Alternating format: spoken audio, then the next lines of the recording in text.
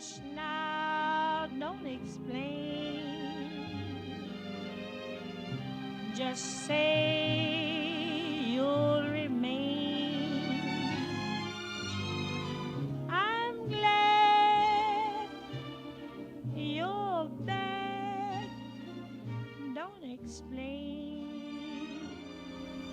The last reflection looked at the theme, I'm only human after all. Approaching the fourth week of Lent, it would be remiss of me not to say a little bit about the purpose of Lent. Most of us who are Catholics and who are around my age have grown up with an understanding of Lent as a time to pray, fast, or give alms. In short, Lent offers us the possibility of thinking less about ourselves and more about God and others, which is not a bad idea at all.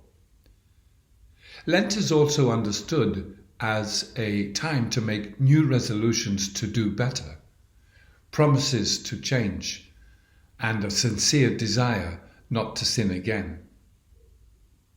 For many of us, Lent is genuinely welcomed.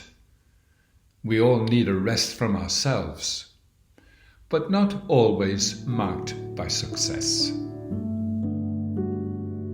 One of the sacraments most associated with Lent is the sacrament of reconciliation.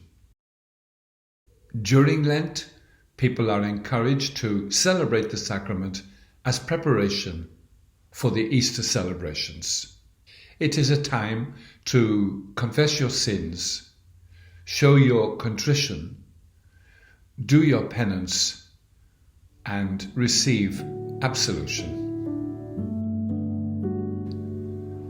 I don't think it is a state secret or a church secret to say that the sacrament of reconciliation is less celebrated now than it was, say, 20 or 30 or 40 years ago. It seems to be a sacrament that is speaking less and less to people. Is it that people have lost their sense of sin? Do people even know what sin is these days? Is it the way the sacrament was celebrated a long time ago, associated with a dark place, whispered conversations? Maybe some people met a priest who was harsh with them, or not really listening, or perhaps even dismissive. Who knows?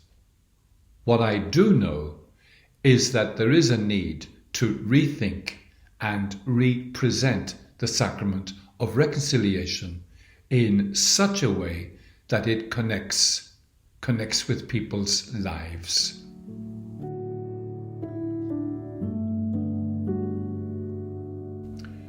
Way back in 2015, Pope Francis declared the year 2016 to be a year of mercy. In his reflections on God's mercy, he invited us to reconsider the sacrament of reconciliation. He asked us not to think of the sacrament as a kind of trip to the dry cleaners. You know how it is. You bring your dirty clothes to the cleaners, you pay your money, and then you return home with every item cleaned and ironed. Here, sin is seen as a blemish, a stain, a mark that needs to be cleansed. Pope Francis has another understanding of sin. For him, sin is a wound that needs to be treated, a wound that needs to be healed. With this understanding, with this thinking, we go to God, asking God to take care of our wounds, to treat them, and over time to heal them. And this requires, on our part, a certain humility.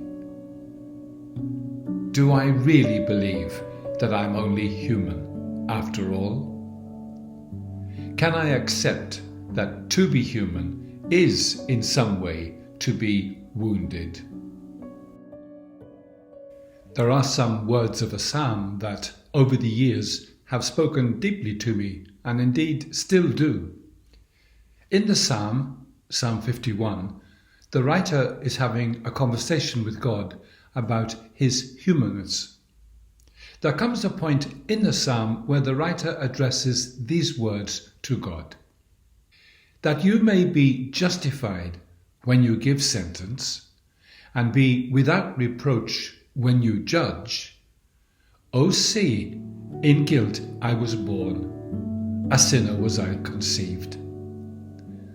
I love the way these words serve to remind God of the way God made us, and for God not to forget that we are only human after all. In short, God made us, and God knows what we are made of. So it is for God to make us complete. Our responsibility as His creatures is to turn to God for help along the road of life.